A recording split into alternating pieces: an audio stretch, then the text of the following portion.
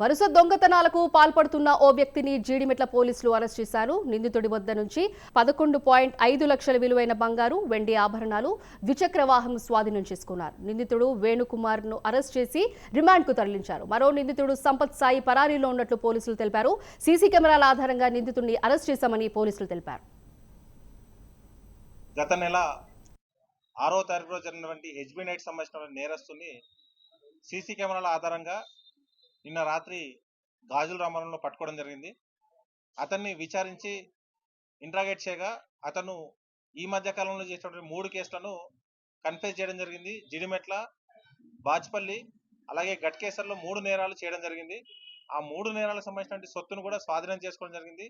దాదాపు 12 తులాల బంగారం, సిల్వర్ అలాగే 50,000 రూపాయలు క్యాష్ ను కూడా సీజ్ చేయడం జరిగింది.